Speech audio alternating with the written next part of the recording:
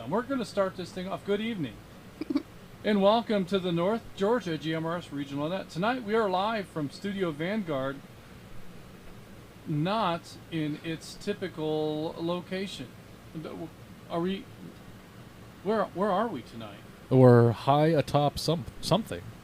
A rock. We've summited. We have. Yes. So this is the pinnacle of our existence, probably. It's as good as it our gets. RF coverage is a pretty big deal. This net takes place every Thursday evening at 7:30 p.m. I'd like to thank everyone who has made the North Georgia GMRS the most expansive and active GMRS network in the country.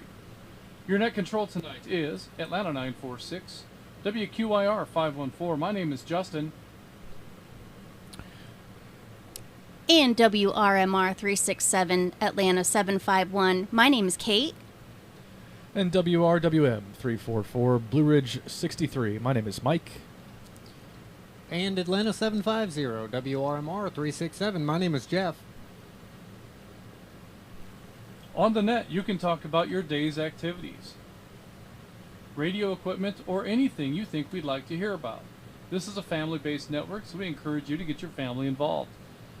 Guest check-ins are welcome from anyone with a valid FCC call sign. Once the floor is open, it is permissible to address other members of the net by their name or tactical unit number.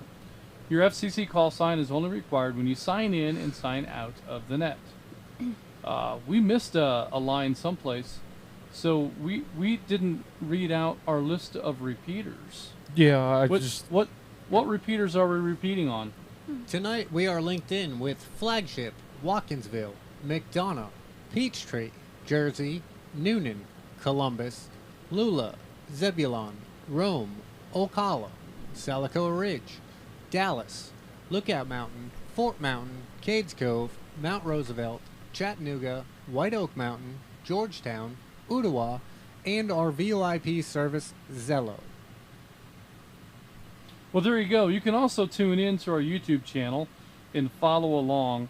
Tonight we're not live streaming, but you can definitely go to the replay tomorrow when it gets posted, and you can view your appearance on tonight's net and hear how you sound to the rest of the network. What's our topic this week? Free salad? Do you have any idea what that is? Football. Football. Yeah, I don't know anything about football.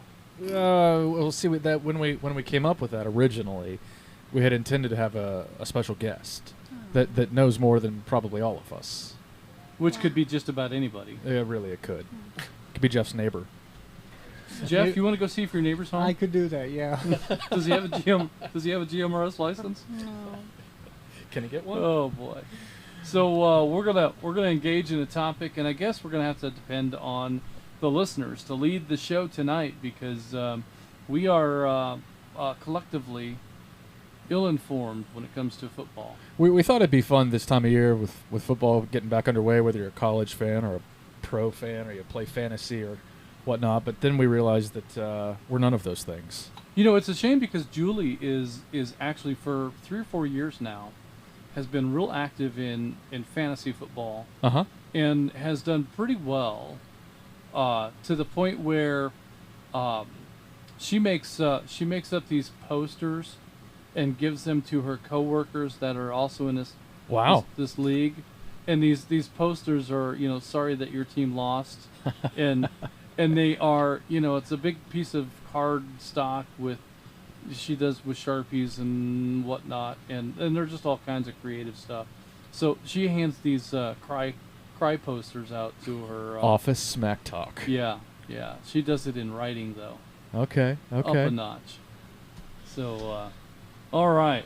Well, with that, let's go ahead and start off with some more check-ins. Does that seem like where we're at? Did I miss something here? The next part of the script said this concludes. I know we're not there yet. This location change is throwing a wrench in. Yeah, he's all messed up. All right. So, that's right. We do have a special segment. Maybe some announcements. In studio guest. Talk about off our game. Yeah. I don't even I'm know right the here. game. Right. It's because you didn't cook the tiki burgers tonight. I don't know what You're it off your is, routine. but the routine is definitely broken. Well, let's see if Kate has any interesting announcements for us to catch up on. And I do. Good evening. This is WRMR 367, Atlanta 751. Kate from high atop Mount Waleski, live in Studio Vanguard with this week's Catch Up with Kate. The latest NGGMRS sauce. GMRS news that we can all relish. Be sure to tune in Friday night for the Friday Night at 9 Simplex Challenge. This week's standard frequency testing is planned. After each frequency, there will be a brief discussion. Early check-ins will start at 8 p.m. on the ball ground repeater. If you have any questions, reach out to Dana, Atlanta 250, or Jonathan, Gainesville 58. All are welcome to attend. You asked and you shall receive. We are glad to say that on August 20th, the Skywarn Net is bringing back the Skywarn Trivia Net. We will start with Scenario 1 from our last training course. Please have your computer ready to follow along. Also, try to come up with your own questions for the group. Thank you from the Skywarn team. Let me break. The Northeast Bunch... Now I can go? Yeah, now go. Okay. The Northeast Bunch will hold their monthly luncheon on Thursday, August 22nd at Rooster's Cafe, 89 Long Branch Road in Dahlonega at 11 a.m. Due to scheduling conflicts, it will be held on Thursday instead of the usual Wednesday. For additional information, please contact Bobby, Atlanta 403, or Joe, Gainesville 44. Friday, August 23rd is the date for the Chattanooga area lunch. It will be held at Champy's in Eastridge. Come be a part of the conversation while we discuss a change of venue. Come hang out with us and meet some of the voices you hear on the radio. Sharing some good food and some good friends. Thanks from Ronnie, Chat 69, and Jim, Chat 84. In other news, the Hickson, Tennessee Berkshire Hathaway office will be the location for a hands-on training opportunity on August 24th. This workshop will be held for Amateur Radio Emergency Data Network, known as AREDN. This is a networking protocol that does require an amateur license, but offers greater bandwidth and some cool features for networking devices wirelessly and at some distance. This workshop is limited to 25 attendees. Please visit w4am.net. That's whiskey4alphamike.net to register for this hands-on training event. There will be another hands-on training opportunity to create your own Meshtastic node on September 21st at 10 a.m. at the Hickson, Tennessee Berkshire Hathaway offices. This workshop is also limited to 25 attendees, so register soon. Please visit w4am.net. And again, that's whiskey4alphamike.net to register. North Georgia GMRS Network would like to say thank you to the CARC. The Chattanooga Amateur Radio Club is hosting these workshops, and who does not love an opportunity for hands-on learning? More information about these events and other events the CARC engages in can be found by visiting w4am.net. Let's break. Let me break. Jeep Fest is just 2 weeks away. Woohoo! 2 weeks away, can you believe it? 2 weeks from tonight will be the night ride. Very exciting.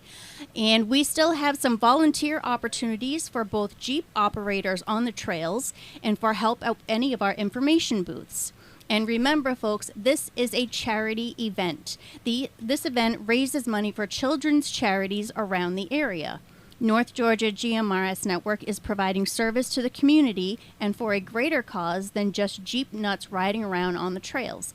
If you can donate time, please send an email to jeepfest@nggmrs.org for information about open volunteer positions. Jeep nuts. Is that anything like beaver nuggets? It's close, but not quite. I don't know. I like peanuts. Peanuts? Yeah. All right. Okay. Due to logistics, our official live stream of the Regional Net will not return until August 29th, when we will be live streaming live from the night ride from Jeep Fest. For this week and next week, as we said, or as Justin said before, we will be recording the nets and uploading them to YouTube Friday morning. If you have any questions, suggestions, or spicy announcements for us to catch up on, send me a note at kate@nggmrs.org, and please try to have them in by Tuesday at noon so we have time to prepare to get your announcement on the air. We are North Georgia GMRS Network. This is WRMR 367, Atlanta 751. My name is Kate, and now back to net control. Well, there's 4 more words there. Oh, it says back to net control before Justin breaks something. That's probably too late for that. Got him. It's probably too late for that. All right, so good stuff, Kate. Thank you for those announcements. The Arden. AREDN. Yeah, AREDN. Arden is that workshop is coming up in just about a week and a half. I think. It's the 24th. So we haven't really talked very much about that, and I don't have any hands-on experience with Arden, but it seems like something that I kind of want to touch on because I think there's a lot of interesting opportunity there. So it's a good way to use your amateur radio capabilities and transport internet to other places. Maybe a barn on your property, or perhaps a workshop or a studio, or even something farther away. You might be able to maybe put a camera on a pole or a tower away, be able to communicate with that through Arden.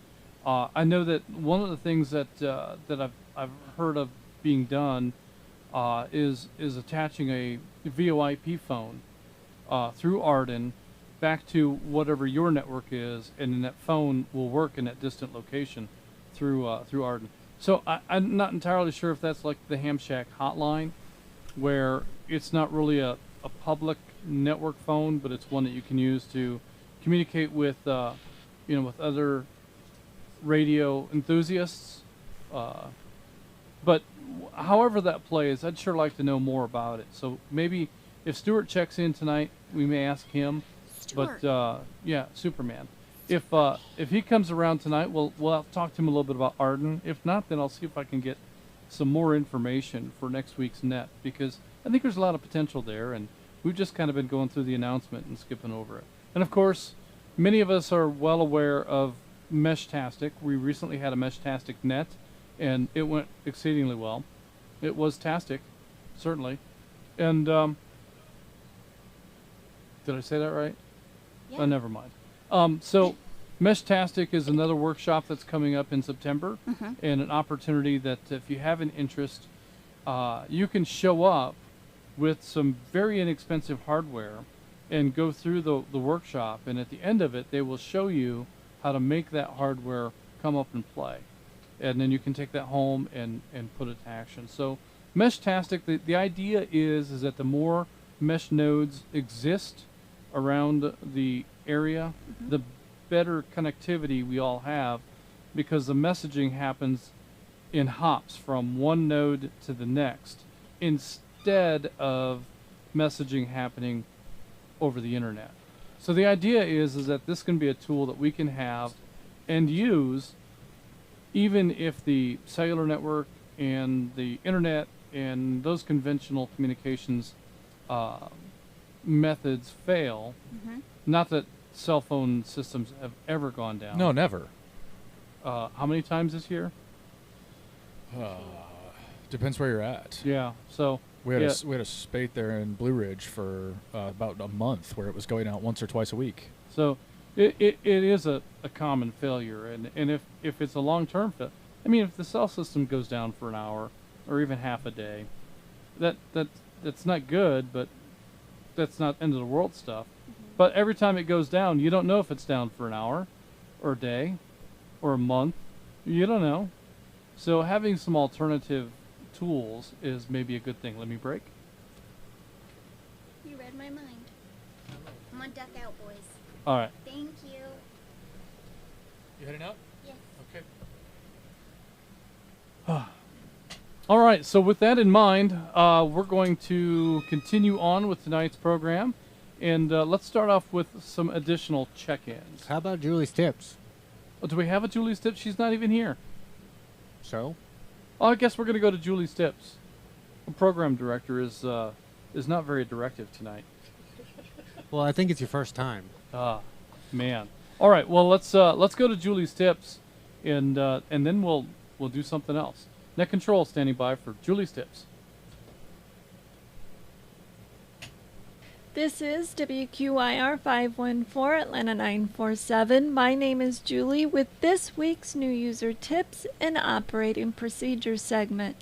This week we will talk about Hobbit's Communications website. Our North Georgia GMRS Network website couldn't be easier to find. It's just our name, NGGMRS.org. But we have another important website with a more difficult name. NGGMRS.org has been around long enough and accessed frequently enough that it's pretty easy to find with a Google search. And the name is pretty easy. Our sister company, HobbitCommunications.com, has a brand new website. It's a little tricky because it's new and you have to get the name right to get to the website. If you do a Google search for HobbitCommunications.com, there's no telling what may come back. The best way to get there is to carefully enter the address in the top URL bar. Enter Hobbit with 2 B's and 2 T's and no space for communications, plural, with an S.com. But in a moment, I'll tell you about an even easier way to navigate to HobbitCommunications.com. Even though North Georgia GMRS and Hobbit Communications are sister companies, the websites are very different. Therefore, the accounts created on each page are different. If you've created an account on NorthGeorgiaGMRS.org to manage your membership, you'll need to create a new account at HobbitCommunications.com. Creating an account doesn't obligate you to make a purchase, but it does allow you to see the Kenwood special pricing that Kenwood does not allow to be displayed openly on the web page. Let me break. Now for the easiest way to navigate to HobbitCommunications.com. The North Georgia GMRS Network webpage has easy-to-find links for the Hobbit Communications website. And while visiting Hobbit Communications, you can return to the NGGMRS.org webpage with links found on the Hobbit Communications page. Even though they link back and forth, they truly are different websites. If you'd like to know more about how the websites were created and how you might have an e-commerce website of your own, please reach out to Authenticate. That's Kate at authenticatewithak.com.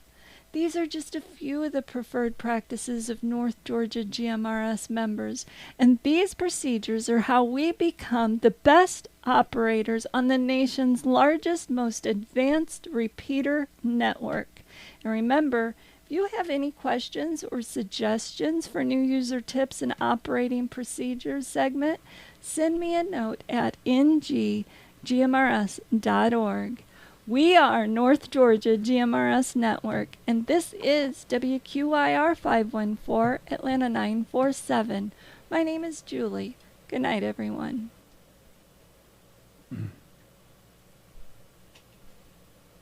All right, well, thank you for all of that, Julie, and some good tips for the Hobbit Communications webpage.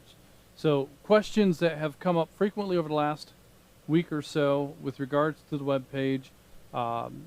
Just to recap, if you have an account that you've created on the North Georgia GMRS webpage, that doesn't carry over to Hobbit Communications. You'll have to create a new account when you get there, and so that doesn't cost anything. It doesn't obligate you to do anything. It just, what it does do is it allows you to see the pricing for any of the Kenwood items that you might be interested in, because Kenwood doesn't allow us, based on their dealership rules, they don't allow us to display that information on a web page. So you have to create an account and add something to your cart to see the pricing for the Kenwood items. Now the Comet and the Tram Browning products, I think that pricing is readily available Yes. on the website. But the Kenwood items, I think it all says, what does it say for pricing? You have to It says log in to see pricing. log in. So you create an account, and once you've done that, do they have to add that item to their shopping cart? Nope. Once they're as a known customer, they've created their login. They can see all the pricing. So there you go. Just create that account, log into the web page, and the pricing will be there. So very good stuff.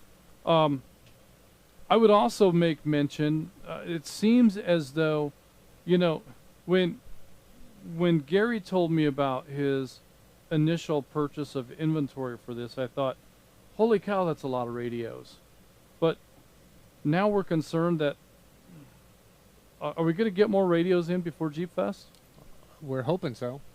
So it's going to be tight. If you're looking for a radio, you might not want to wait for Jeep Fest. They could be gone by then.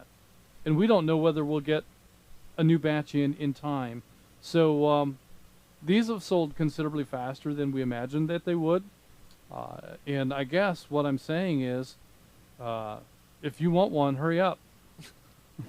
They'll be back. We're going to restock. That's not a concern, but we just may have a short period of time where we are out of stock.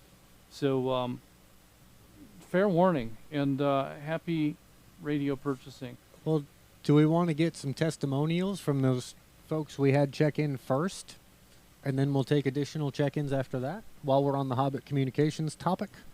Well, let's. What I'd like to do is take check-ins from anyone who's purchased a new Kenwood radio. We'll do that again first, and then we'll go to the Zello check-ins. But let's get our collection of check-ins from anyone that has recently purchased a new Kenwood radio. Please call Net Control.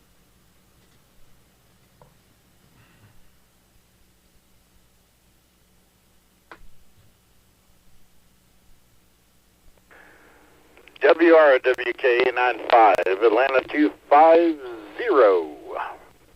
I purchased the NX 1300 with a shoulder mic, and I love it. Did he buy both? He just bought a portable, yeah. This is WRPM 847. I'm probably already on the log, but I got both of them. That's Larry. Ah, very good, Larry. Which one are you using tonight? Are you on the base, or is that the portable? I started off on the base, and right now I'm on the portable.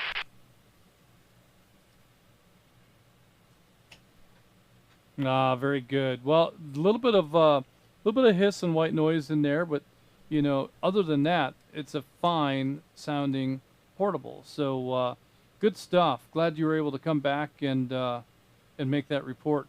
How are you liking these radios so far? Well, it's like all the other radios, I guess, if you're not standing in the right spot, but if you are, they are super. Well, that's for sure. And I think you have probably a larger footprint for that right spot with a Kenwood radio than maybe with some of the others. These Kenwood radios have much better front ends. They're able to pull signals out, more effectively than some of the other radios. You do a side by side in a marginal location with some of the other radios, it can be really revealing what these Kenwood radios are capable of. So lots of fun to be had, and appreciate the support and the purchase of both of those radios. Who else would like to come on and talk a little bit about their brand new Kenwood radio? Atlanta 419 WRDX 441. I received mine, I guess, Saturday morning. I've been using it ever since. I have really enjoyed it. The clarity of the conversations is, I've made a comment on the Facebook group. I don't know whatever kind of magical antenna voodoo tuning was done, but this thing is crystal clear. Let me break for a second. Comparing it to like a Rocky Talkie 5 watt and the Anytone 878. I mean, both of those sound pretty good. But as far as like sometimes your conversations on this Kenwood, it literally feels like somebody's in the room. It's that crystal clear, and I pick up better clarity of others who have marginal quality signal. They don't sound nearly as bad on the Kenwood as they do on the other two, if that makes sense. I believe that was Jason. Jason? I believe so, yeah.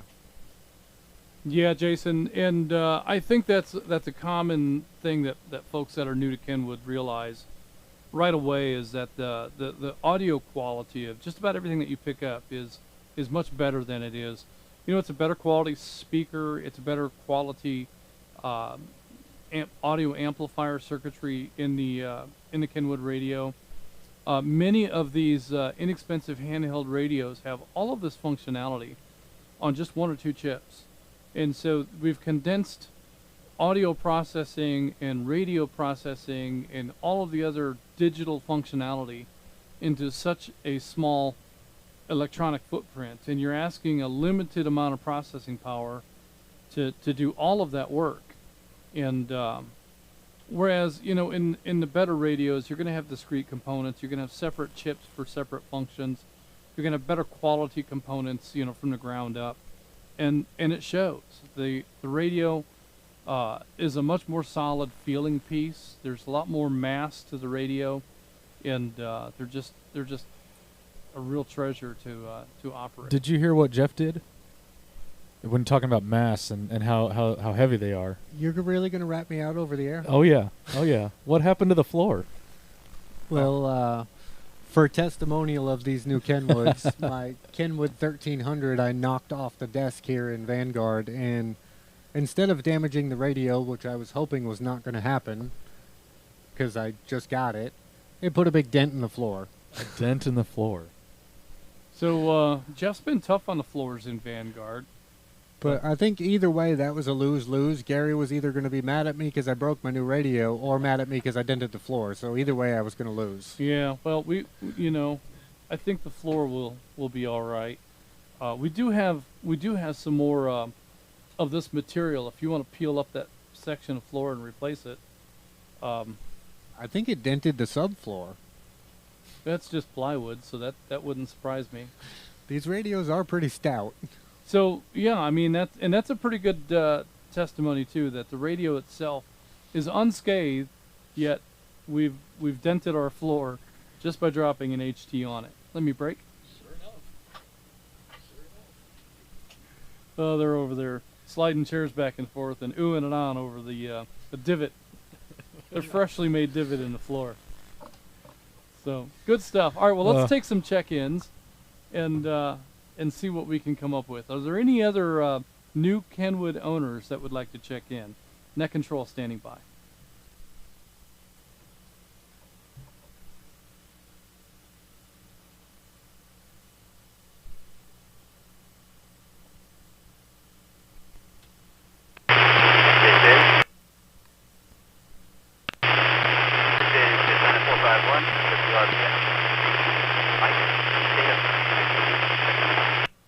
He has both new Kenwoods, but I couldn't make that out.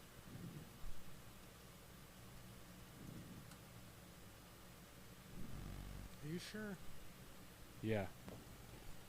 Yeah. He came in on Watkinsville.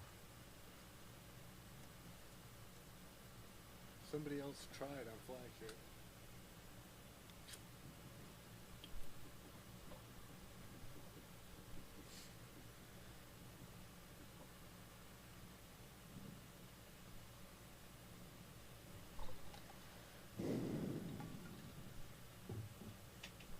All right, we have Atlanta 451 Mike in Statham with 2 new Kenwoods. Just barely pulled you out of the noise there, Mike. So not sure what you need to do to improve your signal, but maybe once you get that base station up and operating, we can get into which repeater was he into? You came in on Watkinsville. Watkinsville? Yeah. Maybe you can get into that repeater a little bit stronger. But we do have you in the log. So with that, we're going to continue on with check-ins from Zello users. So even if you have a Kenwood radio, please hold your RF check-ins until we get past the Zello check-ins. We might have them all, I don't know. But if we leave an uncomfortably long pause, it's for Zello. So please hold your RF check-ins until we get our Zello check-ins out of the way. Net control, standing by.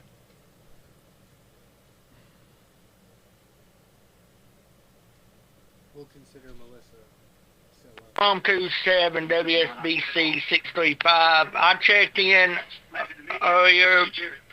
I don't know if my last transmission got through, but I'm in and out.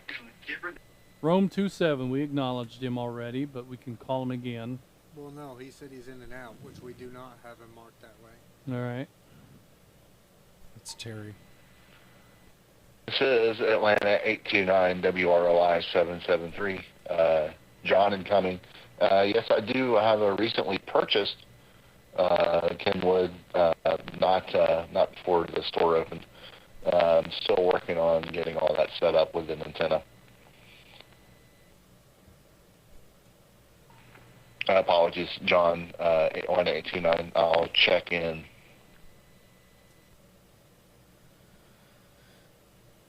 I don't think that's the Kenwood we're talking about.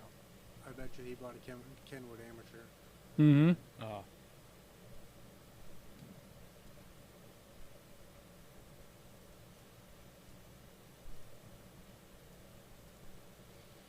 VRPT 435, Atlanta 374.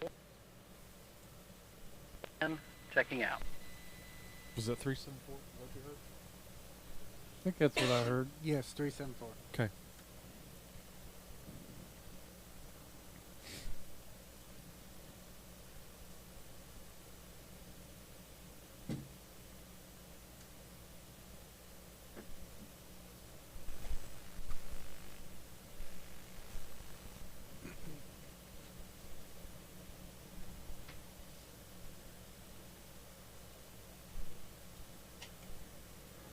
All right, let me go ahead and acknowledge those Zello check-ins. We heard Atlanta 829, John incoming with a recent Kenwood purchase. And also Atlanta 374, Lamar in Dawsonville is in and out. And let me just go back and acknowledge we had, that was Terry, right? Rome 27? Yes. We changed your login to in and out. We did have you in the log earlier, but we've got you marked as in and out now. So, yeah, let's continue with check-ins from any repeater other than flagship, including VoIP check-ins. Net control, standing by. This is Oscar 4 Foxtrot, Allen, North Carolina. Oh, It was a double. I don't know. something 4-5. this is This is. 2 perfect doubles in a row. Wonder if either of them hurt each other. this is Atlanta 1140 WROB 544 Troy and Covington on the Jersey River. Signing in, signing out, but monitoring. Thank you.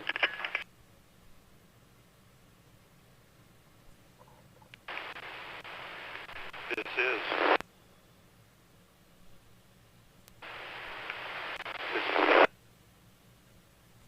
Chattanooga 30.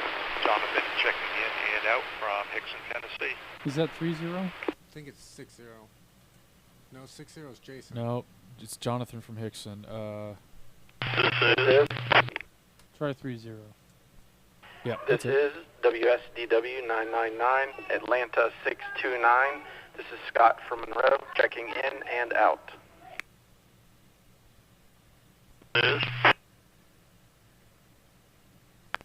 This is WRJR 959, CW2, Steve checking in and out on the Watkinsville repeater.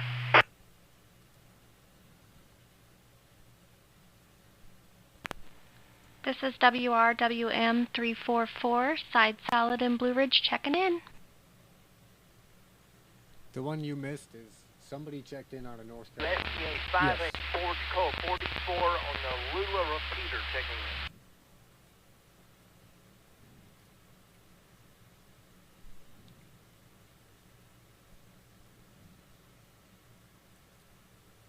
That may have been him. This is Tacoma 44. Okay.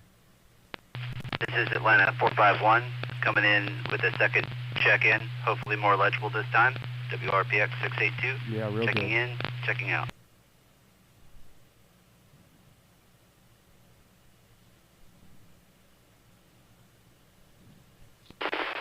This is WSAL 368, Atlanta 263, Rogers and Dunwoody coming in on the Peachtree repeater, checking in and checking out.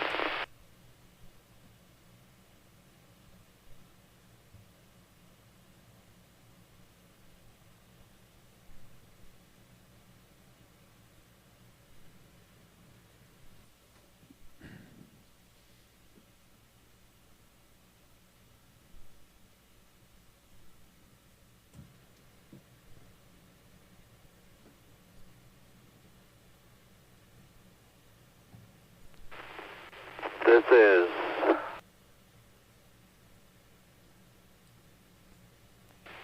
WRWM 256, Atlanta 256. I'm going to be checking in and out. I'm probably going to be away. We'll talk at you soon. Have a good night. Weird audio. Is WP 452, Gates Cove 42. Checking in on the Gates Cove repeater. In and out, please.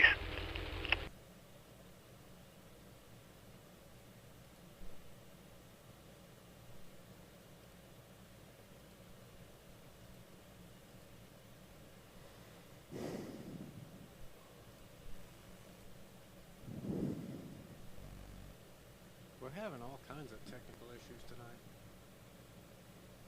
Just funny little. All right, Net Control is going to go ahead and acknowledge what we have here. We have Atlanta 1140 Troy in Covington, in and out. Chattanooga 30 Jonathan in Hickson, in and out. Atlanta 629 Scott in Monroe, in and out. CW2 Stephen in Arnoldsville, in and out. Blue Ridge 64 Side Salad in Blue Ridge is in tonight. And Tacoma 44 Allen in Cashiers, we have you marked as in. At the very beginning of this round of check-ins, we heard a North Carolina check-in, but we didn't hear it very well. So if that was Allen, then we've got you in here. If it was someone else, we've missed your check-in, and we need you to find a better signal path and try that again. Also, I have Atlanta 263 Rogers in Dunwoody is in and out. Atlanta 256 Chuck in Dawsonville is in and out. And then Cades Cove 42 Max in Knoxville, in and out. Those are the check-ins we have at this time. We're going to continue with check-ins from any repeater anywhere, including the flagship machine. At the beginning of this last round of check-ins, there were several doubles. So just be careful, be slow, and it'll go fast. Net Control standing by.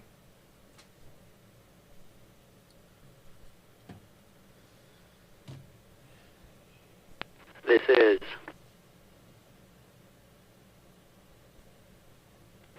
is WRQ G806, Atlanta 557, Ed in Kennesaw, checking in and out.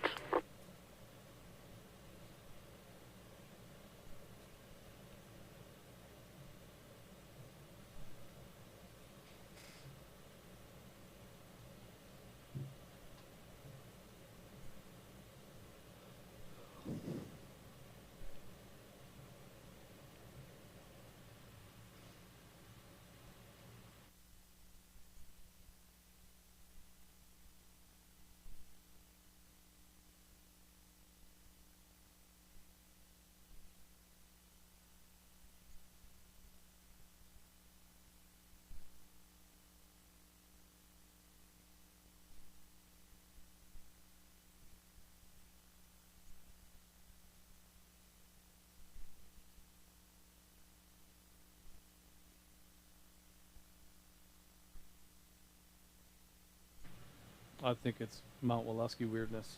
Mount Waleski has no control over Columbus. When in doubt. Notice how defensive he gets when I say it's a Mount Waleski issue.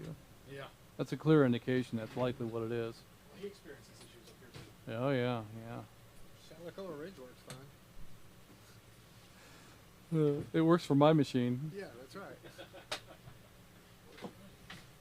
John trained me well. Told my CEO literally today. Works for me.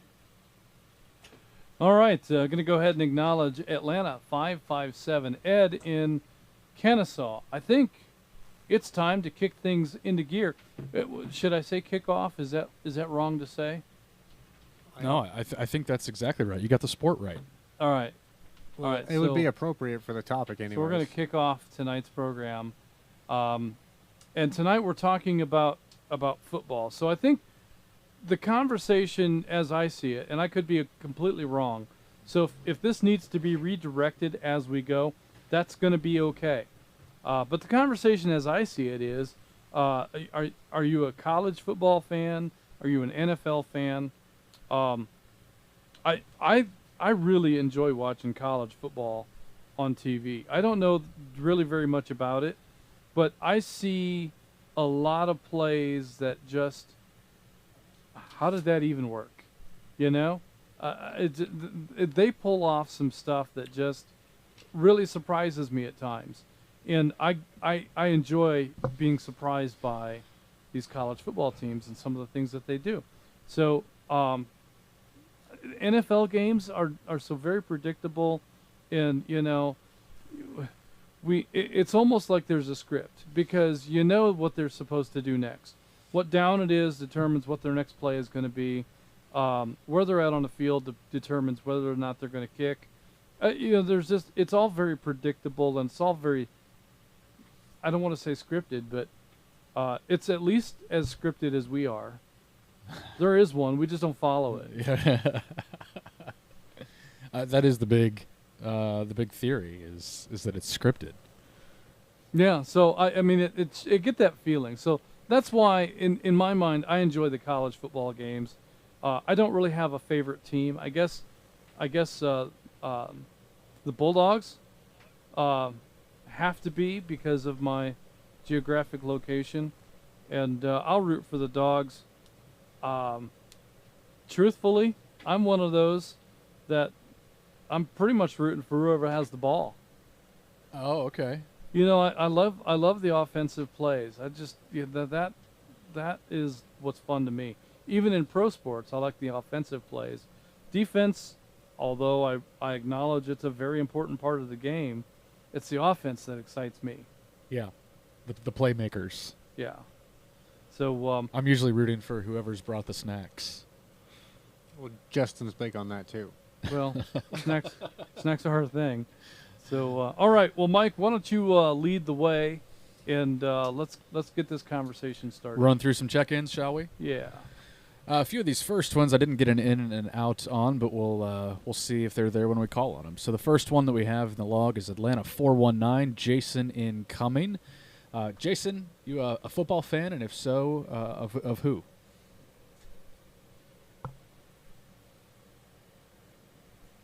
I'm very much a college football fan, very much a Georgia Bulldogs fan. I'm not pulling for Georgia. I'm typically pulling for any of the other SEC teams. Not real happy about the super commercialization of the NCAA these days. I mean, you know, Georgia's quarterback is driving around campus at a Lamborghini Urus SUV, and he's still in college. I mean, right? I miss the old days where, you know, the kids weren't paid, they weren't recruited with millions of dollars and all that kind of stuff, right? It's just kind of taking some of the purity out of the game, and then also this year's going to be the first year that we've got the 12-game or 12-team college playoff.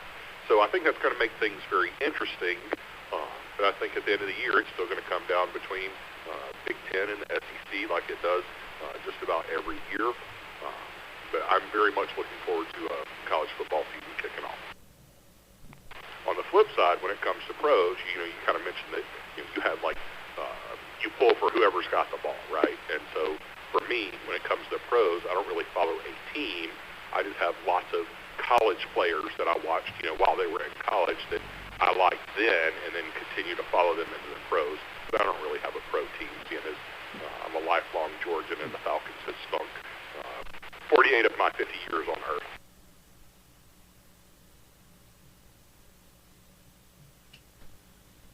Oh, okay. Well, yeah, good conversation there. Well, in following, Lot to talk about. being a fan of the college teams and then following these players into the various NFL teams as their career progresses, that makes perfect sense because, being a fan of the player, I think is a bigger deal than being a fan of the corporate team. Sure. And sure. The commercialization of football has really kind of gone over the top. Yeah, that's I think in the last 2 years it's been taking off. The name, image, likeness deals that you're talking about, the NIL deals that athletes are signing are worth millions sometimes. Yeah. These big brand sponsorships, and it's definitely interesting. I know that when my kids were in school, there was little that I could find more fun to do on a Friday night than go to a high school football game. And, sometimes the games were, 6 points to 54 points or whatever. The game has run so far away that a team is putting out their third string players, and the guys that ordinarily would just sit on the bench are out there getting time because there's just no chance of a comeback. And then there's other times when the games are just right down to the last minute, last score, last play, and so you've got both in high school football, and that was always a lot of fun. But it's really hard for me to be okay with going to a high school game these days when I don't have any kids on the field. Oh. Like, what are you doing? What are you doing What here? are you doing at the high school game? Which one of those kids are you related? None of. That's kind of weird. Maybe you should get out of here. So we don't really do that. But if I had a neighbor's kid or if I had somebody to root for, that would be a great thing to do on Friday nights. It's not expensive. It's close by. Usually you're done by 10:30, unless you're volunteering at the stadium because you're with the marching band. Then you're not done till midnight. But and I've done plenty of that. But high school football is also a lot of fun. But I don't know of any Etowah high school football players that have gone on to the NFL. There may be some. I don't know. I don't know either. All right. Well, who's next? Should we move on? Yeah. Next we've got Atlanta 250, Dana and Dahlonega. Dana, we've got you in tonight. Any professional football, college football alliances that you have?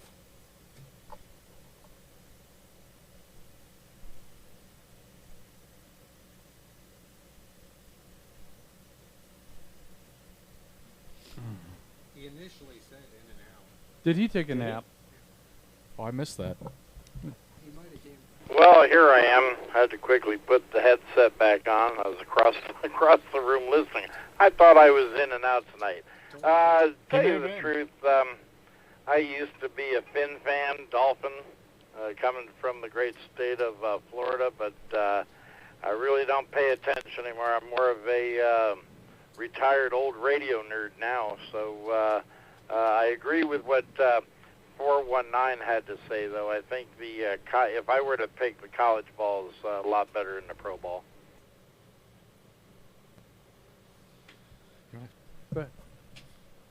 Well, apologies if I got the log wrong. Jeff's over here telling me that you were originally in and out, but good to hear from you anyway. He was overruled. He was. Good to hear from you, and thanks for chiming in from the other side of the room. I think there's going to be a Dolphins Falcon preseason exhibition game. I don't know when that is, but I remember somebody talking about that because we have a family friend who's a big Miami Dolphins fan. I don't know why, he just is, but it's the biggest thing in the world to him. And we were talking about, wouldn't it be fun to to have a football gathering for the Falcons-Dolphins game. It's a preseason game, so it doesn't... it was last week, so... Oh, I missed it? It was on the 9th. Well, so there we go. Did you just Google that? Is that why you know? Yeah, it was a good thought, though. Well, he knew something about football. Would have been a good game to have watched. So. Falcons dropped that game 20-13. Dolphins won, so I guess Dana was probably okay with that outcome if he watched. Yeah, and Jaime would have been pretty good with that too. So. Yeah, very good stuff. Well, thanks, Dana. Thanks for checking in and for playing along. Next in the log, we've got Atlanta 622 Marvin in Covington. Marvin, any college or pro football allegiances from you, or anything you want to share with the net tonight?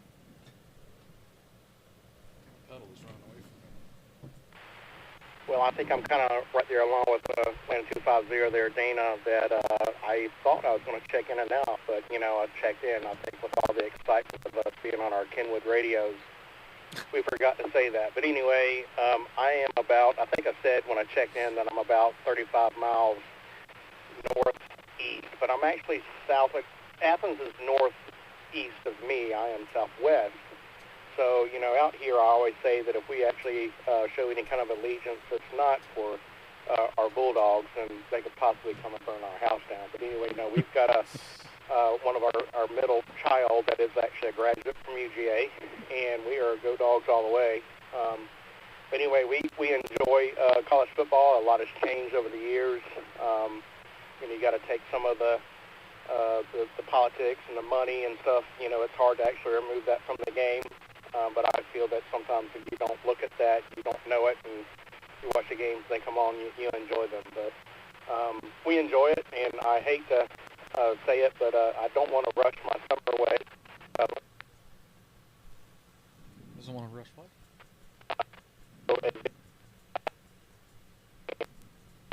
For my Braves, so although we're excited for the college football season to start, I am really excited to see baseball still, although our Braves are having a lot of problems and may not make postseason, but obviously when the baseball season's over, we'll be totally 100% focused on our Bulldogs. And with that, I would say go Dogs.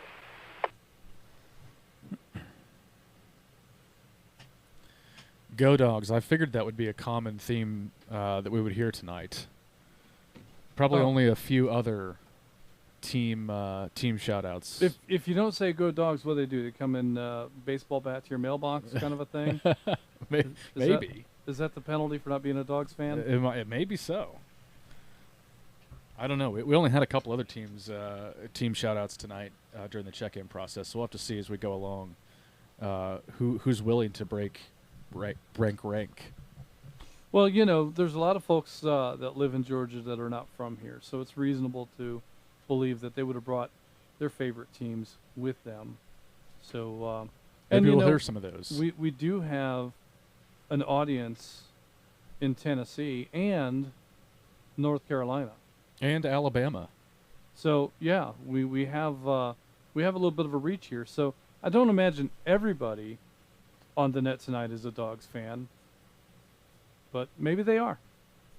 Well, let's keep going and see who else we've got. So next in the log is from Florida, actually. So we might get another team here. Is Ocala 34. Scott in Dunellen. Do you think I got that right? Dunellen? Scott, let's go. You guys mess this up every week. You need Scott just to clarify it, for one. Well, how do you think it is before we go to him? I don't know, but that's what I'm saying. Oh, we okay. need Scott to clarify how to pronunciate his town. You got to at least give it a try. Got to give it a try. All right, Scott, correct us on the pronunciation, and we'll go from there.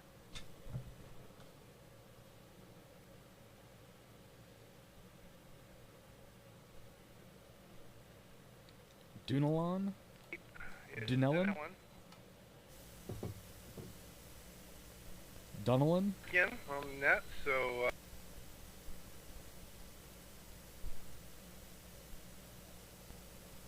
I'm going to break ranks. I've got the extent of my football watching. I can't give you any more. The Faders maxed. Well, Scott, I think the Vox is killing us on the Zello connection there. We're just getting bits and pieces, and what we do get is super low. So probably the signal processing sees that low signal and thinks that there's nothing there, and is voxing you out. And then when you begin a sentence, you're a little bit louder, and it picks you up again for a little bit. But we really couldn't make any of that out. So we'd love to hear what you've got to say. If you can try that again and get maybe a little closer to the phone and maybe speak a little bit louder, we can probably get that through. Let's try that. Ocala 34, go ahead.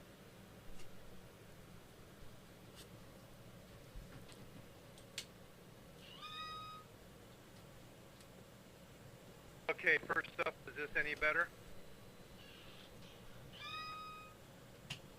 Not a whole lot louder, but you did come through that time.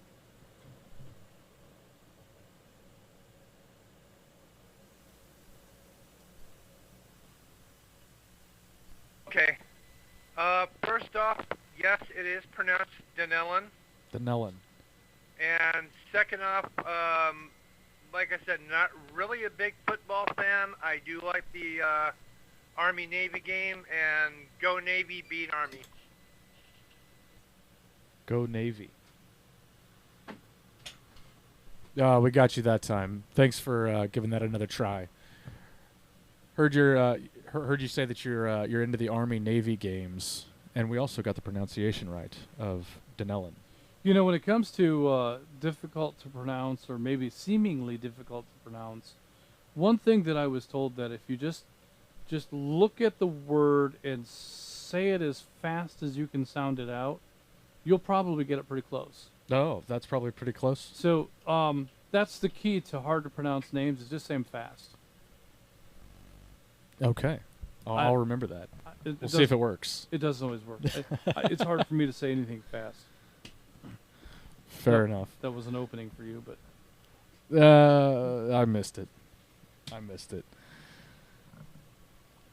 All right, Scott. Thank you for checking in tonight. We're going to go ahead and move along. Go Navy. There you go. Rome 27, Terry was in and out. Atlanta 575, Jason from Mableton. We've got you in tonight. Any comments for the net regarding pro or college football or anything related?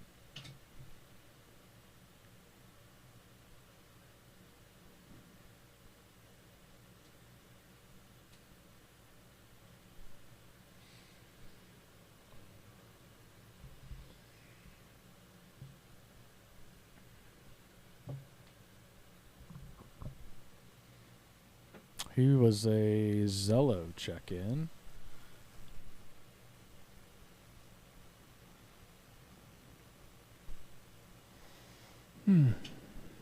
Atlanta 575. Checking to see if you're still with us.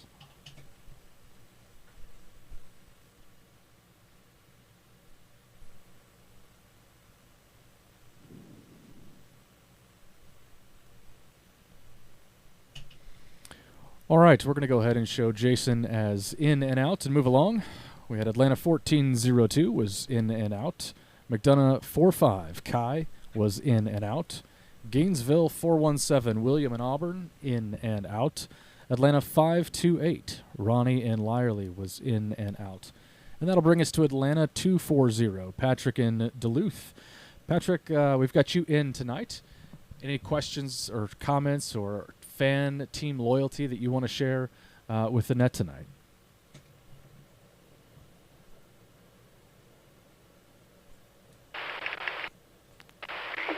Well, I don't have too much football knowledge because I've never really played, but I do know that during football season, the broadcast radio will almost entirely become football during the driving hours.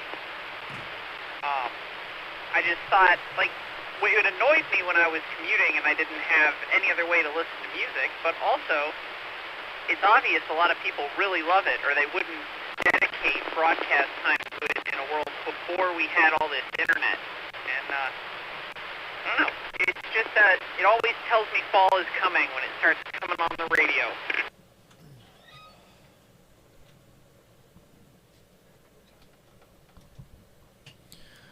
Yeah, that's true, especially on Friday nights. At least that's when I've heard it on the radio for high school football when they do those broadcasts locally. Yeah, and like I say, high school football is just a heck of a lot of fun, and you just never know. And very, very much like what I'd said about college games, you just never know what the play is going to be. It's not really anywhere near as predictable. Now, there's a lot of plays in high school football that just don't go anywhere at all. Sure, but that's part of the fun. The offense just isn't the same as it is in college ball, but it's still it's a very interesting way to spend a Friday night. So and that season's coming around. The stadium lights from the Etowah High School are bright at night, and you can kind of see them glowing over the trees from my neighborhood. So that's right around the corner then. Yeah. Probably next month. And then on Saturday nights we can hear the Dixie Speedway. So can't see it, but we can hear it. You can hear it, I'm sure. All right, Patrick. Well, thanks for checking in and hanging out tonight. We're going to move on in the log to McDonough 22.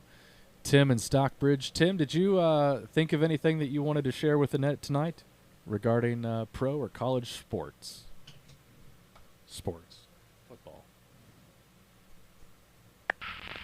Well, good evening, gentlemen, and the rest of the net there. I guess I'll just kind of give a general overlap here. I started off as a huge fan of the NFL back in the late 60s and 70s and early 80s, when all the big teams, when Pittsburgh was winning, Terry Bradshaw was winning 5 or 6 Super Bowl rings, and we had Roger Staubach and the Dallas Cowboys and the Houston Oilers and just all those great teams back in the day and everything. But just kind of gradually, due to life circumstances, kind of got less and less involved in it. I used to could tell you the name of every coach and the name of every quarterback on every team, and that just kind of gradually went away. And then in the 80s, in 1980, all of a sudden the Georgia Bulldogs started winning a lot of games and wound up winning a national championship in 1980. And I had not been a terribly big fan of college ball up until that point, but that got me turned on to college football. And I was a Falcon fan, of course, being from Atlanta, being from Georgia. I followed the Falcons.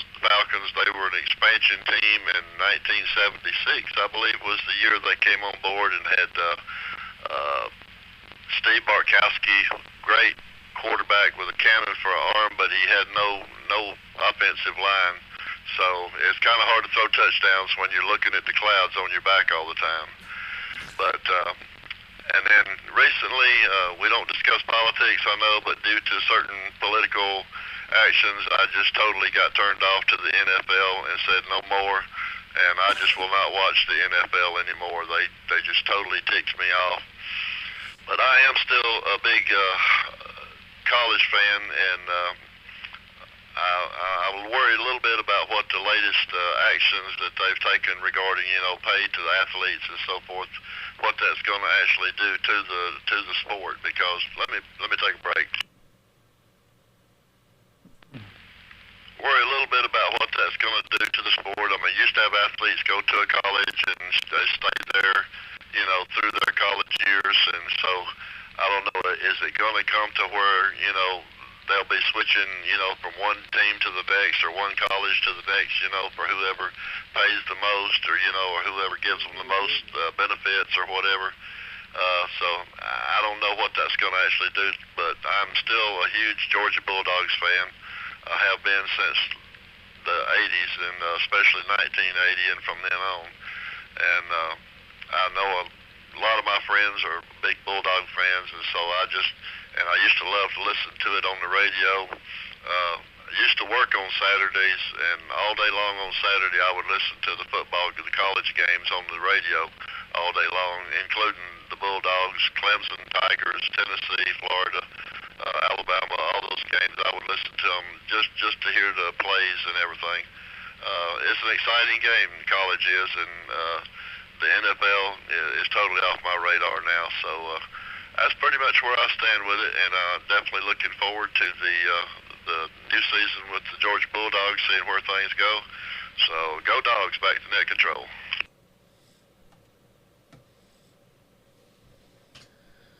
Well, we should have invited Tim to the studio tonight. Yeah, definitely. He even knows who Steve Barkowski is. Yeah, a famous quarterback. We might have to call on you, Tim, if we have some questions along the way. So you're clearly more qualified to host this net than we are.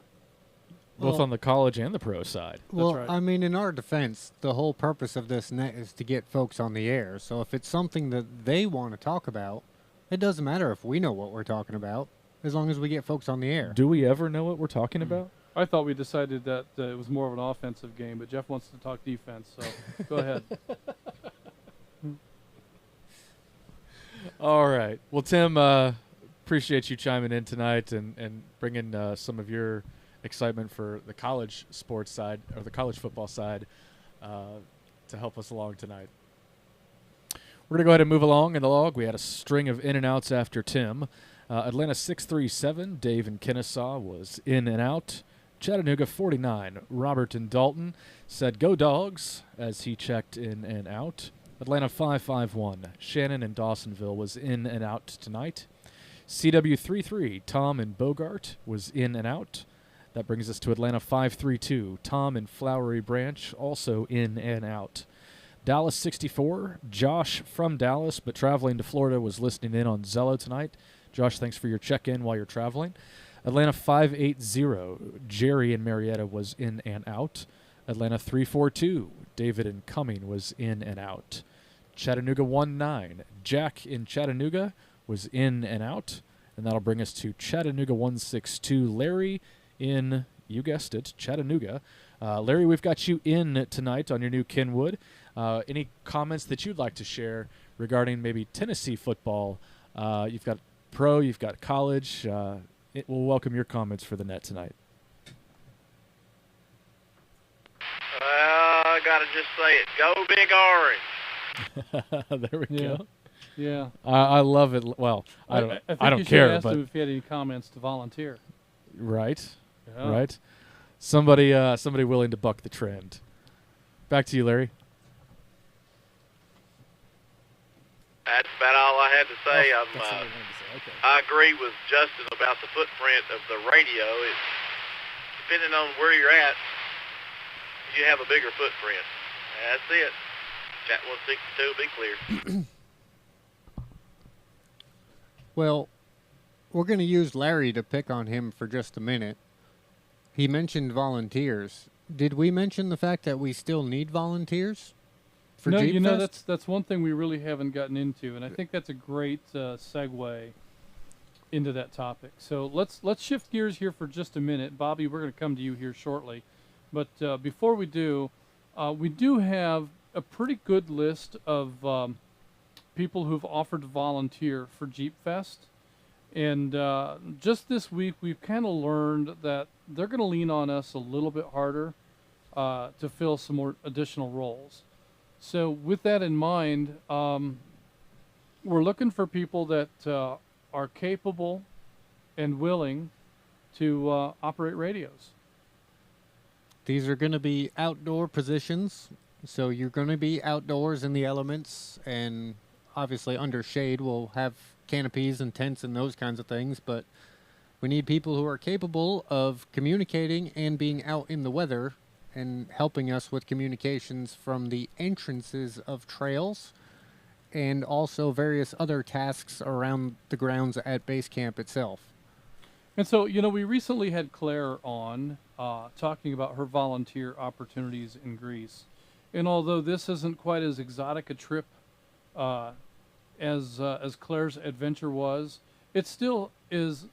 It's about service to your community, and in this case, we're going to raise a whole bunch of money for children's charities, and this gives us an opportunity to make a meaningful contribution to that charity and to serve our community and help out in ways bigger than just yourself. So I would encourage anybody who may be on the fence about giving up some time, and you don't necessarily have to give up your entire weekend for Labor Day.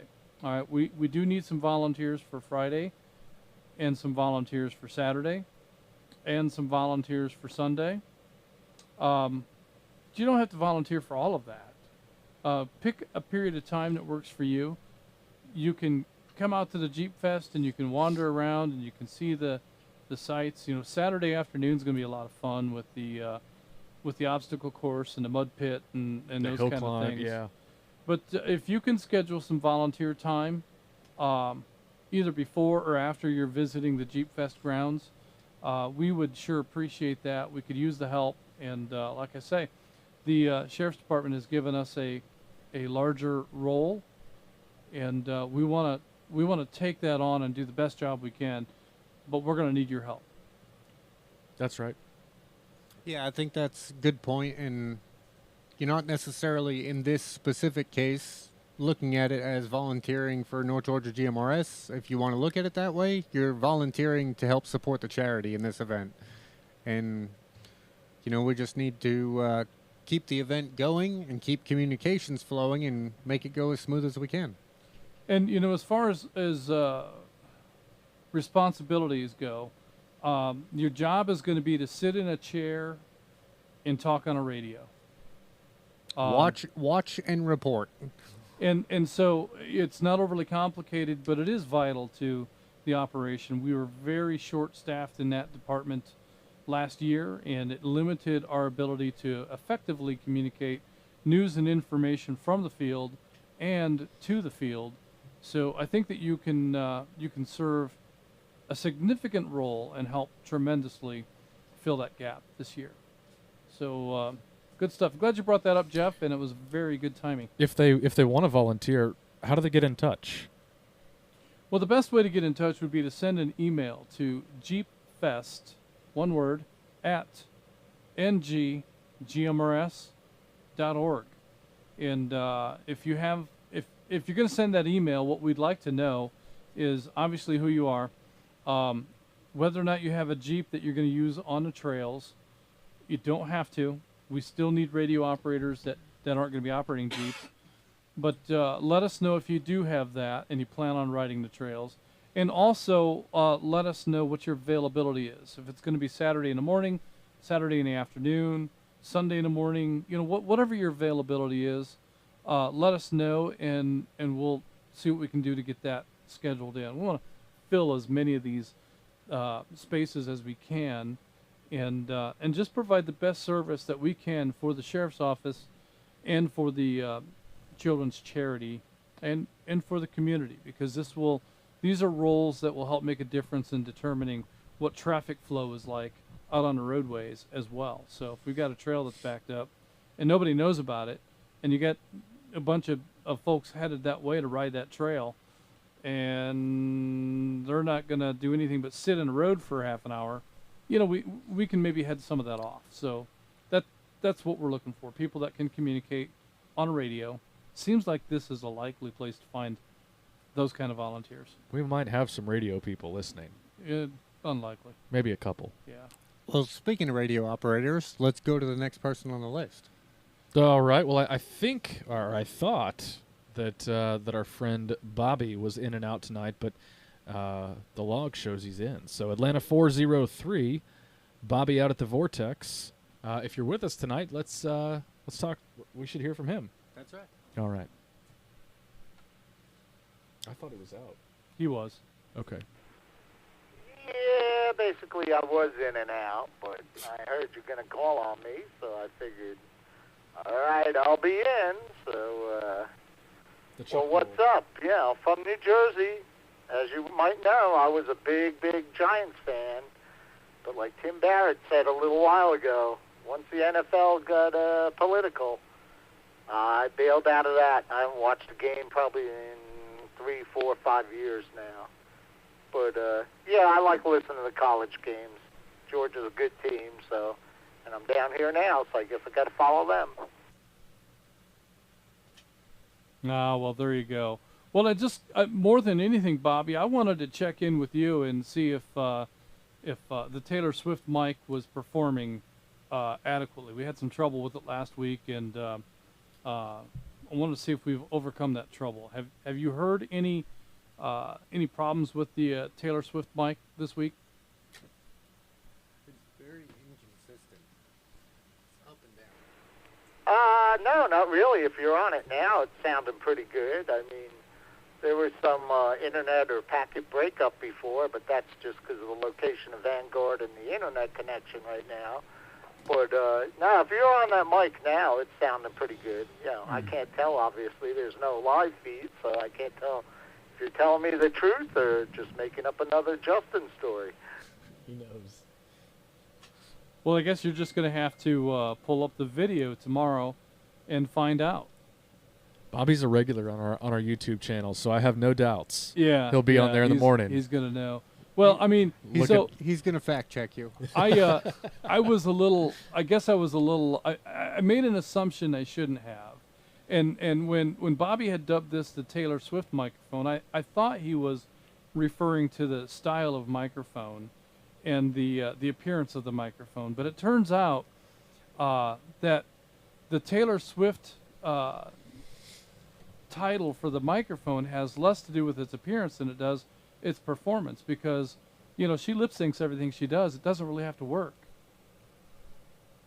So maybe that's where the name came from. I think that's what it is. So we'll let Bobby comment on that, and I believe will they be able to comment on the chat on the replay for the YouTube video? Oh, absolutely. Yeah. So you'll be able to make comments in that, and we'll have to go back sometime later in the week and review those comments and see if. Well, I think the catch here is it's a new Taylor Swift mic, but new is an acronym. It stands for never even worked. There is that. But yeah, Bobby, I'm on that microphone, and Jeff says that it's all over the place level wise, and he's having to ride the fader to keep me in line. I think that it's important that we give Jeff a task to do so he doesn't get bored down there. He doesn't have a live stream to run tonight, so. Well, I'm still pushing buttons to prepare for tomorrow. Well, that's true. That's true. I still have a show to prepare. Yeah, you're changing the camera angles, I suppose. They just can't see it. All right. Well, let's see where we at now. Atlanta 849 Pamela in Duluth is in and out. Atlanta 848 Ernest, coincidentally, is also in Duluth, in and out. Gainesville 26 Paul in Jefferson, in and out. Gainesville 44 Joe in Cleveland, in and out. Gainesville 58 Jonathan in Oakwood, in and out. Atlanta 261 Scott in Holly Springs. Scott, are you going to come back and tell us your story about Steve Barkowski? I think there's more to know about this. You had a meal with him. Tell me did you go to school with him, or how did this even come about? Scott, are you there? Atlanta 261.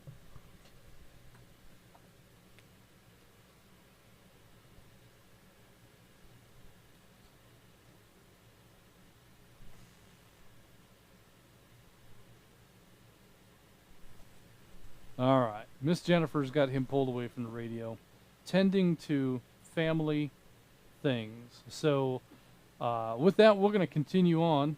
I guess I need to push the PTT down so that people can hear me. Yeah. YouTube can hear me just fine.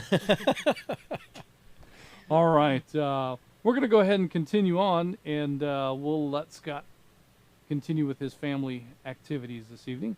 And that'll bring us next to Atlanta 73 Ed in Lawrenceville on the old ICOM. Ed is in and out tonight. He says roll tide. Atlanta 451 Mike in Statham with a pair of Kenwoods. He's got the HT and the mobile Kenwood. So it's a good setup. Yeah, thanks for that support. Next we have Atlanta 829 John incoming. John got he had asked for a seat in Vanguard, and we had a special guest come in, and then so how about next week? He says, yeah, that'll be fine. Then we had another special guest come in. Well, how about next week? Well, so here we are now. Vanguard's been moved, and John lost his seat. Uh-oh. But he's got a good spirit nonetheless. We'll get you here in Vanguard just as soon as we can, John. But what do you have for favorite teams? You an NFL fan, or are you a college ball fan?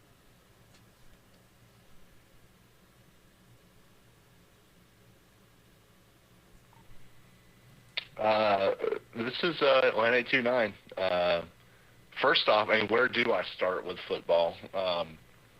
Long-standing family traditions around, family and friend traditions around football, fantasy football, playing that with friends and family is always a big thing. But first, I know Atlanta 810 is probably listening in some form or fashion, so I have to say this. Who runs the state? Go Dogs. Roo, roo, roo, roo, roo. Anyway, beyond that, to comment on the NFL and the pro football recent, I think it's sad. It's sad that politics has involved themselves in places where they probably don't belong. That's probably a very strong statement, but that's the way I feel about it. For me, football is bigger. Yep. With connections with family and friends, and the camaraderie surrounding it, and from the spectator side, it's always fun to see these players go out and do their best and try to earn their way to the tops of the rank and follow their passions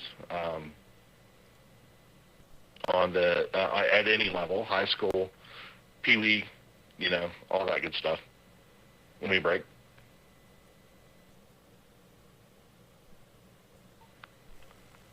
And Atlanta 829 again. That being said, I'm looking forward to the upcoming season. And by the way, the Atlanta Falcons and Miami Dolphins already played their preseason game. So that was last week. Their next home game for the Falcons will be another preseason game against Jacksonville. I believe that's right around Jeep Fest, or the week before. I'm not 100% sure. And speaking of Jeep Fest, looking forward to volunteering. So I'll probably be in Vanguard or around there. If not before Jeep Fest, at Jeep Fest. So looking forward to that.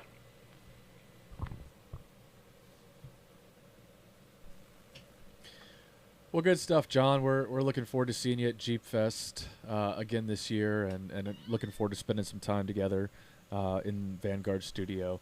Yeah, I agree with your comments as well.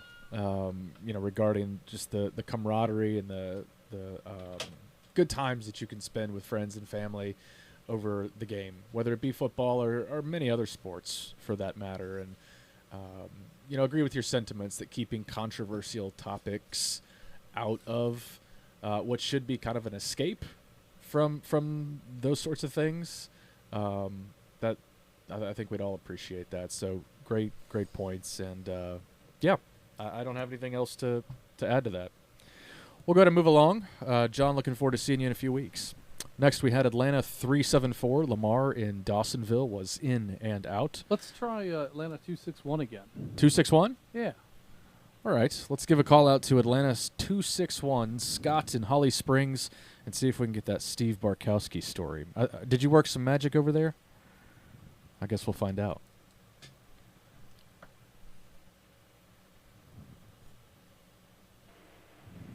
Thank you, Net Control. I truly apologize. Had to take off the taco meat. Quite embarrassing, but it would be burned if I didn't. But yes, Steve Barkowski, Atlanta Falcon quarterback, 1975 to 1985. I sent a little reference picture. We got my picture on a Polaroid. He signed it, and he came over for family dinner about 10 years later. But I was born at Northside Hospital and have never left. Always lived here for 52 years now. And that's my thing. And the kneeling and so forth, but I appreciate it. On that Falcons talk. I wanted to also mention I'm on a Kenwood radio myself. This is an 880H Kenwood I got from Mr. Gary, I think at least 6 years ago. I love it. It's still brand new to me. So thank you, Net Control. And yes, Jeep volunteering. Gonna have to knock and let 4 hours see what we can do. I can sit in a chair and give radio traffic at trail points. Thanks again, Net Control. That's all we need. You're signed up. You're hired.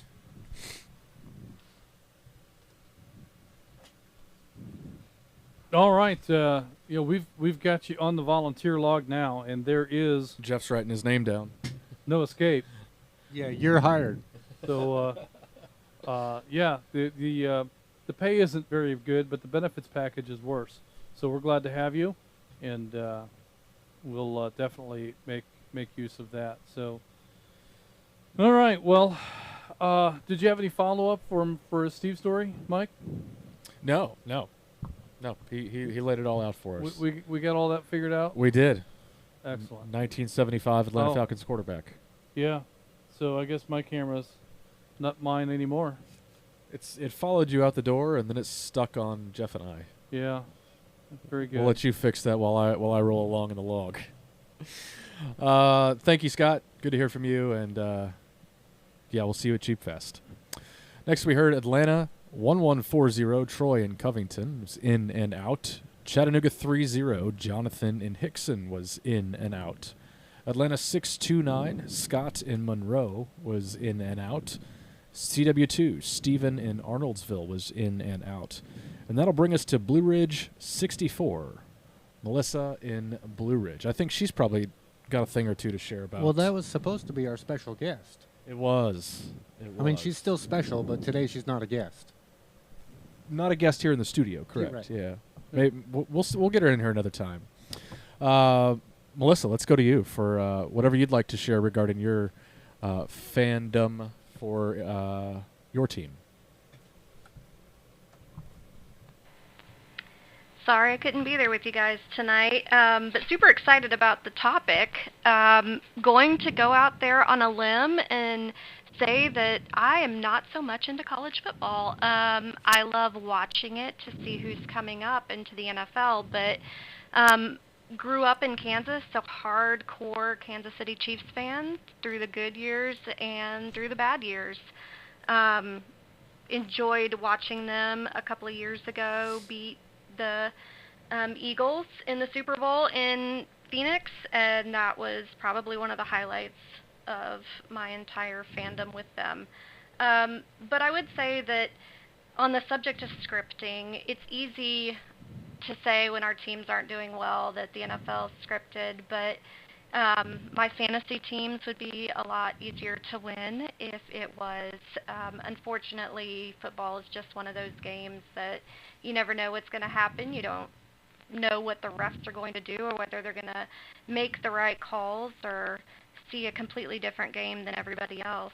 But it still is an exciting thing to watch. I think for me, college football, it's fun to see who's coming up. I think about all of the great players who are changing the NFL. We've had, those historic quarterbacks that we all grow up loving, and I think that between 2020 and 2023, we've gotten a whole new series of players that young girls and boys can get excited behind. You had Burrows in 2020 and Stroud's amazing year last year, and he was drafted. Of course, shout out to Mahomes, who was drafted in 2017, doing amazing things. But all of these new quarterbacks that are coming in that are doing creative new things always keeps the NFL exciting for me. And I look forward to this season just as much, seeing what Penix can do if he gets to play over Cousins, having Worthy on the Chiefs, seeing what Braswell can do when they play against people of a little bit higher caliber than what they may have played in college. So NFL girl through and through. Can't wait for the season to really get into full swing. And that's why she was going to be the special co-host tonight. Just an endless book of knowledge, it seems like. Oh, well, I tell you, Julie is not particularly knowledgeable about the sports, but she, her fantasy football picks, I don't even know what logic she uses to pick these players. Right. But she does way better than she has any right to. Yeah. And that, I think, is the most amusing thing, is that halfway through the season, she comments about how she has no idea how she's even still in the standings. Nonetheless, just smoking her coworkers, and although she often doesn't end the season on top, she does give them a bit of a scare as the season progresses, because she starts off strong, and it's just remarkable. I guess that's the fun of fantasy football, is you get to mix players, mixed teams. She has to watch a half a dozen games every week to be able to figure out what her standings are going to be, and I couldn't sit still to watch that many games. I couldn't sit still through that many games. I'm good for a quarter, maybe a half, and I'm off to something else. Yeah. So I don't have the attention span for football. I can do a game, but I'm not one of those that can sit around all day Sunday, right, from noon to 9-10 p.m. and watch back-to-back Red Zone. Right. There's too many things to do. I got a That's studio right. to build. I got articles to write. I've got lots to do. So yeah. Well, good stuff, Melissa. Thanks for joining and bringing some intelligence to this group of us that picked this topic. Somebody should bring some intelligence. We appreciate it. Did you have anything else that you wanted to share before we move along?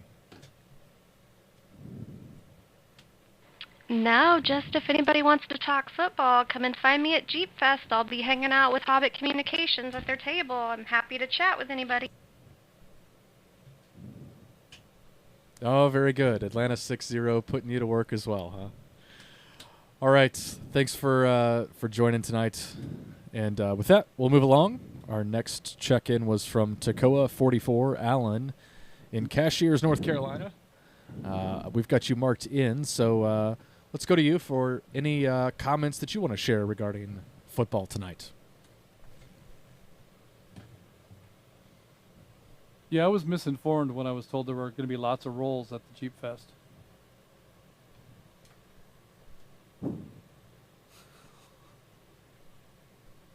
Lots of rolls.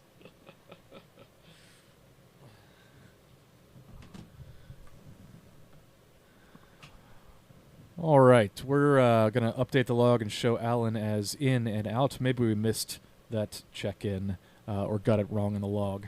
We've got a few more to run through here. Atlanta 263, Rogers and Dunwoody was in and out. Atlanta 256, Chuck and Dawsonville was in and out. Cades Cove 42, Max in Knoxville was in and out. And Atlanta 557, Ed in Kennesaw was in and out. And that brings us to the end of our log for the check-ins that we have so far. What do we do next? Well, typically what we do is we call out for any late check-ins or any questions or comments, and we usually say something dumb, like the floor is open. Although Jeff hasn't put any holes in the floor. The floor clearly is closed. Yeah, the floor is dented, not open. The floor is dented. So we do have a firm floor. But if you do have any questions or comments, or anyone who would like to make a late check-in, now's the opportunity. And all we have to do now is get out of the way. All right. Net control standing by.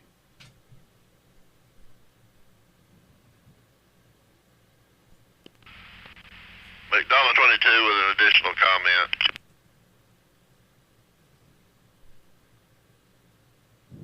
WRKK69, Chattanooga 84, checking in and checking out.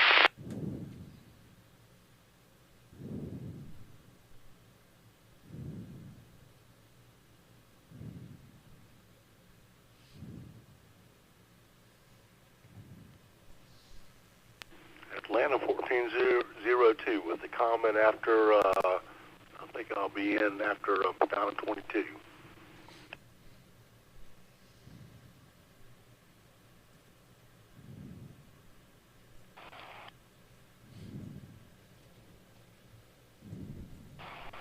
WSCC 901, Columbus 25, checking in and checking out.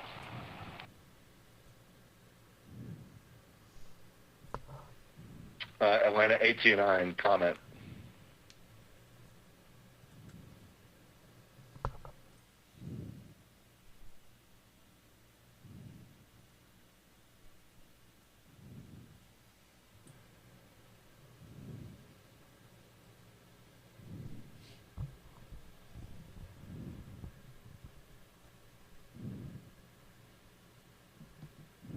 This is Atlanta 580.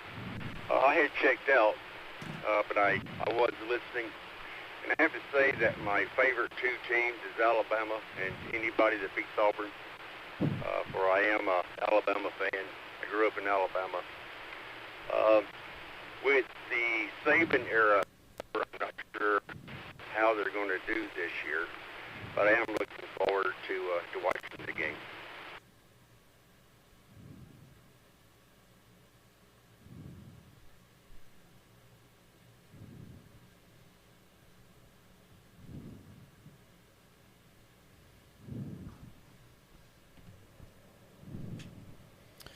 All right, Net Control will acknowledge the comments and the couple extra check-ins that we had there. We heard Chattanooga 8-4, Jim and Hickson was in and out.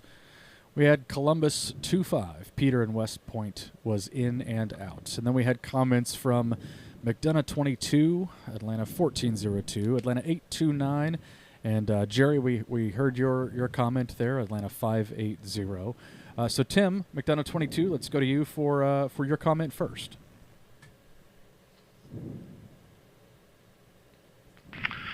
Hey, Roger, this is also on Steve Barkowski. I just, after y'all talked to 261 there, just kind of some memories started popping up in my head. But by all accounts, he was just a really, really good guy, really nice guy. I never saw him make excuses, you know, for his mistakes. He never blamed anybody for, you know, him, even though it was the offensive line that was the reason why he couldn't make a pass half the time.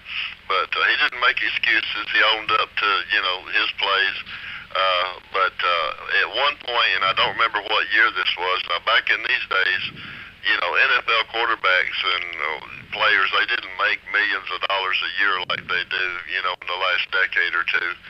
Back in the 70s, you know, early 80s, I mean, they were making, you know, $60,000, $80,000, $120,000 a year, whatever. I don't know. It wasn't anything.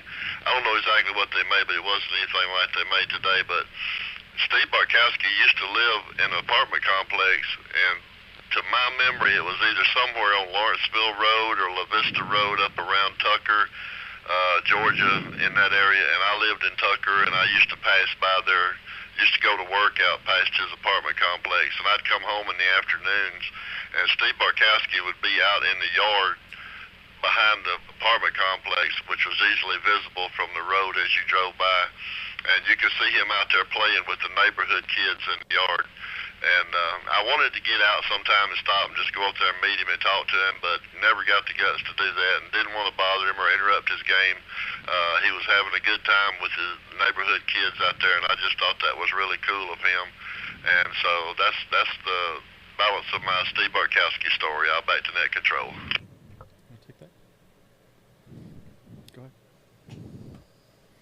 Well, that's very cool, and you know, that's one thing that it's so uncommon among anybody in a celebrity status to be able to just approach them and you know, hey, how are you? And, you know, watch you playing with those kids or watch you doing, you know, it's just, it's so hard to know what the boundaries are with celebrities and when you can and can't approach them or even how they'll react. So yeah, you know, there was a movie. This is a few years ago in Midtown Atlanta. There was a movie being made, and Clint Eastwood was a director. I don't believe he was in it, and I couldn't tell you what movie it was. There's been so many. But he was seen at a restaurant just right around the corner from the building that I worked at. And I'd go there from time to time. It wasn't regular, but I'd go there from time to time, and I thought, man, I don't have, that starstruck awareness. It could very well have sat down next to him and not realized I was having lunch next to Clint Eastwood. Yeah. The Clint Eastwood. But he was there, and there were pictures, and they made a big deal out of it. And so, on the one hand, if he's willing to have his picture taken, he's probably pretty easygoing and approachable. Had I encountered him, had I been even aware that he had been there. I don't think he ever was at the same time that I was, but kind of a neat thing. And that's an individual that I look up to, in the movie industry, in the film industry, and there's not very many of those that I do. That's true. So, in any case, it's neat to be able to have, that kind of familiarity with a celebrity, because that's uncommon. That's not the norm. All right, who's next? Thanks, Tim. Next comment was Atlanta 1402 from Todd. Todd, we'll go to you for your comment next.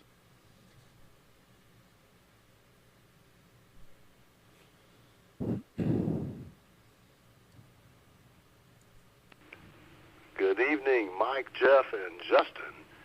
Net Control, great job, and to the ladies out there that contributed, well done. Always a pleasure. Let me break. I'm going to change what I was going to talk about just a little bit, because Tim started talking about the Falcons and Steve Bartkowski, and I'm not sure about the La Vista Road stuff, and Steve Bartkowski may have lived over there when he first came out of Cal, drafted back in the 70s to the Falcons, but I knew Steve Bartkowski very well. Let me break. He lived over in Pepper Tree condominiums right next to the newly developed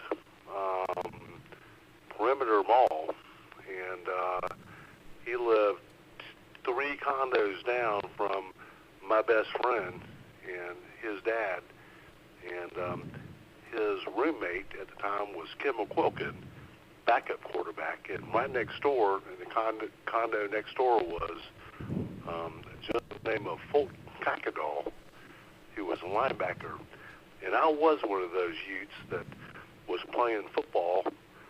It was the coolest thing ever. I think I was in 7th grade.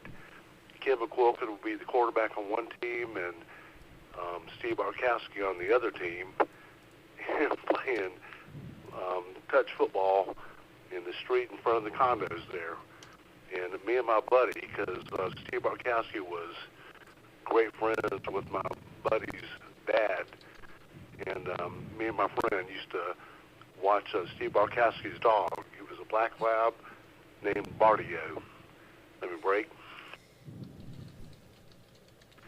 Have some pretty cool pictures around somewhere back in those days, but he used to go bass fishing up with us at Lake Lanier, because he had a bass boat. My buddy had a houseboat and a little, what they call a runabout, but Steve Bartkowski, as Tim said, he was a genuinely good dude.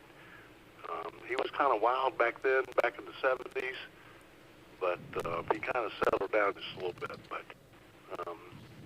back to what I was going to talk about, how about them dogs? Let's get them this year.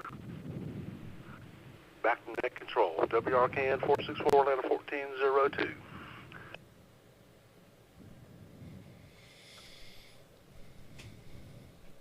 That's a good story, Todd, and I think to Tim's point, and you sound like you had a similar experience, maybe even more of an experience, but these celebrities, sometimes we can put them up on a pedestal.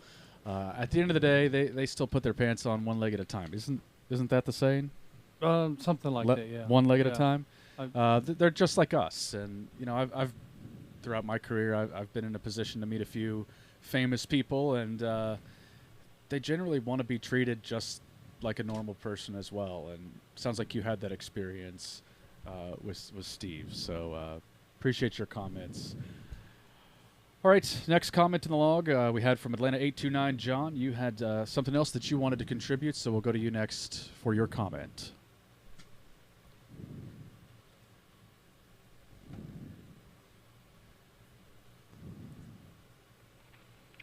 Good evening. Thanks for reaching back out.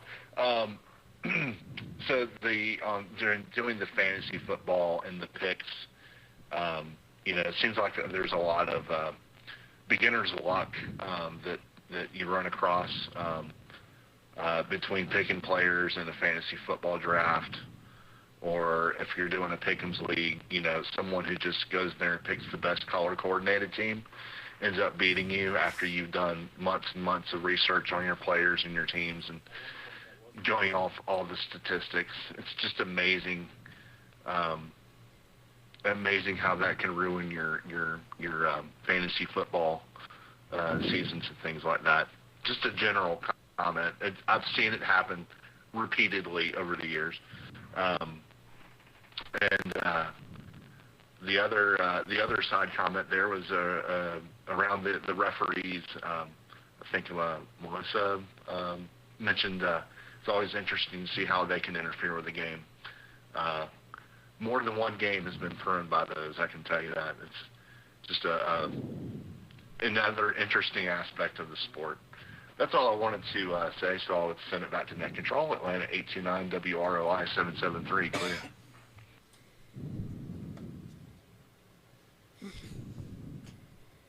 All right, John. Well, thanks for those comments. And yeah, figuring out what calls the refs are going to make, and some games they go in your favor, and you take it when you can, because you know that there'll be other games where you won't be so lucky. So, all right, good stuff. That brings us to the end of the log. Do you have the script? Well, did Jerry have a comment? Oh, Jerry, we can reach back out to Jerry. He shared his comment when he checked in. Okay, all right. Jerry, let's give him the opportunity. So Atlanta 580, Jerry. Did you have anything else that you wanted to add? I don't intentionally want to skip over you. We'll go to you now.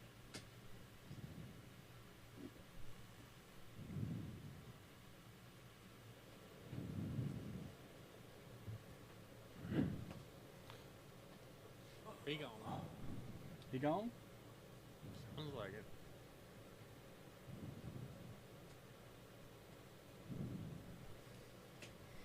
it. All right. Well, I'll go ahead and move on. We've got Jerry's comment just a bit ago. What do you have for us? Well, I think we're at that point. It is that point. Well, this is an old copy of the script. Let's see what this says. This is the point where you can't find the script. That's what point we're at. That's the point we're at. What is your point? I better start doing my tallies, so when he gets to my part, I'm ready. That's interesting. Okay, well, this will conclude the North Georgia GMRS Regional Net. Tonight we had a total of 51 chickens. 51 chickens. It was a light net tonight. How many of those were YouTube check-ins, Mike? Exactly 0. So that's an interesting number.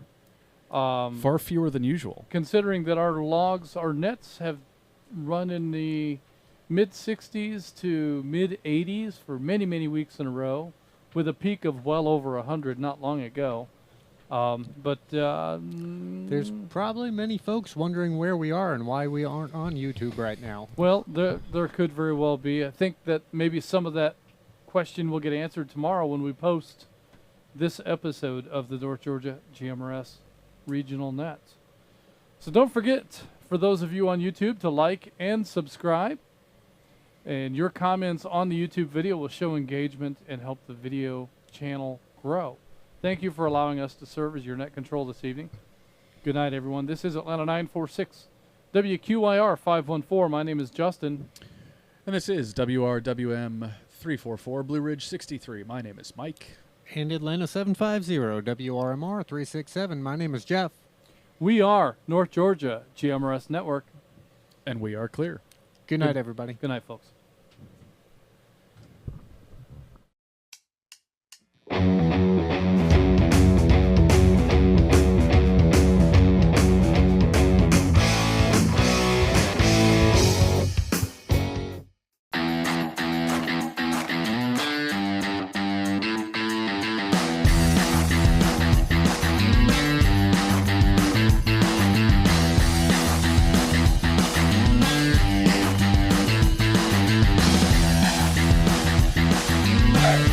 hey, hey, hey.